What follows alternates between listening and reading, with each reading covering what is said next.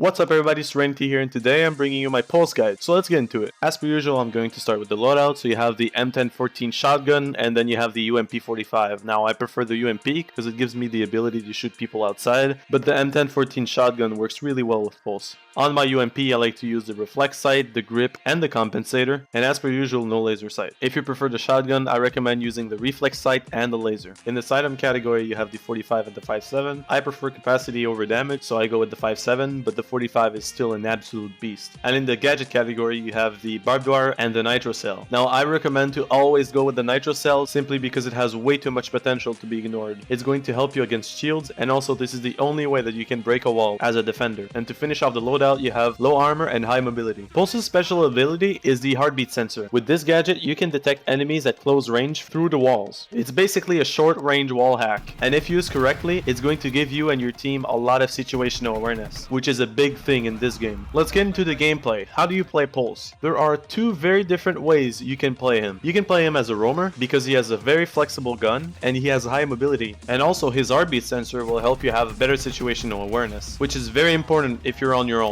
The second way you can play Pulse is in a more defensive position. So what I mean by that is you would be on the outside edges of the sites and you would use your heartbeat sensor to find out what the enemy team is planning. So for example, where they're going to be breaching, how many people are going to be breaching, who is going to be flanking, etc. And if you're good at communicating with your team, this role could be very helpful because your team won't be surprised by anything. I mean, they'll have time to prepare and even make a custom defense for what the enemy team is doing. I would not recommend playing this role with people you don't know or like in casual games, because in casual games, people don't really make any sense. Like for example, if you see 3 guys behind a wall, that doesn't really mean they're planning anything. They might just be hanging out or something. So yeah, what I'm trying to say there is that if the enemies don't know what they're doing, you can't really read them. And also, even if you do find out what they're doing, your allies might not even listen to you, because in casual games, it's a lot less organized. And so that's why I think that this role shines in tournaments and ranked matches, not so much in casual. To determine if you should be roaming or defending the sites, you need to know what's your team's plan. If your team wants to play defensively, then stay on the sites, help them figure out what's going on around it. If they want to play aggressive, then go ahead and roam. However, if you're playing casual or with people you don't know, a good rule of thumb is to have 2 roamers. So if you see Jaeger and Bandit roaming, then stay on the sites because they have priority over you, since you can be a very useful defender and they can't. Another reason why they have priority over you for the roaming role is that both of them have passive special abilities. So basically, if they die, the team can still use their gadgets. If you die, however, your team cannot use that heartbeat sensor anymore, so it's a much greater loss. Let's talk about the preparation phase. Because Pulse is very quick and he doesn't have anything to install except for the reinforcement walls, he doesn't have much to do in the preparation phase. So what you should do is reinforce the trapdoors that are hard to get. After that's done, get in a good position to get early picks on the enemies outside walking up to the building. Because no matter what role you choose to play, you should always look outside for early picks because you have a very good gun for that range, and if worse comes to worse, you can always go back to your team very quickly as you have high mobility. Now be very careful because it's very addicting to shoot people outside, but if you're not getting a headshot, consider that as a miss. You are absolutely 100% looking to get headshots. Body shots at that range almost do no damage. Also, if you get 1 or 2 kills, get away from there. Don't be too greedy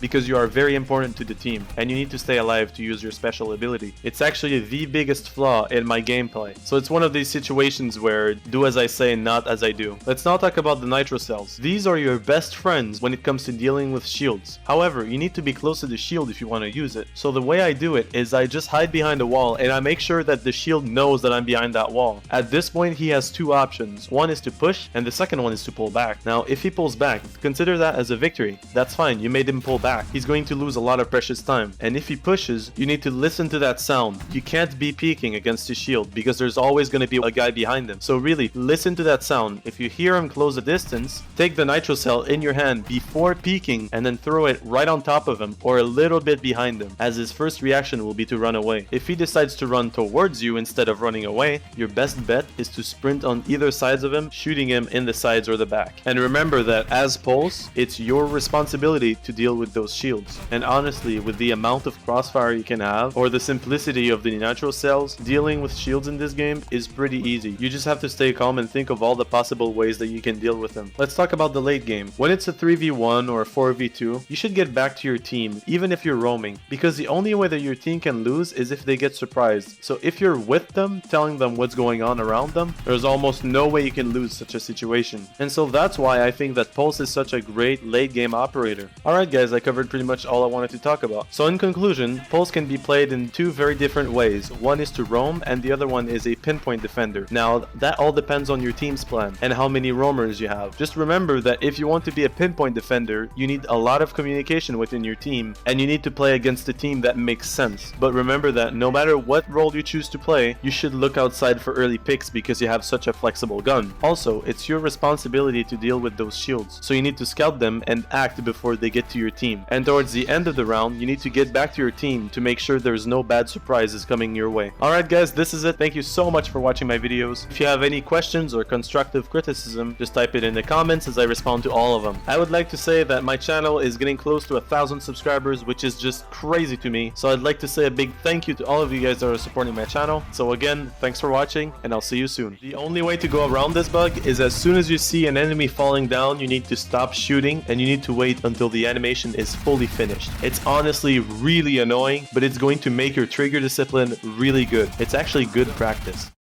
You know, the goal in pretty much all the competitive games is to make a small advantage and then maintain it for as long as possible to be able to find an opportunity to make it even bigger. And Jaeger is the one that creates that small early game advantage.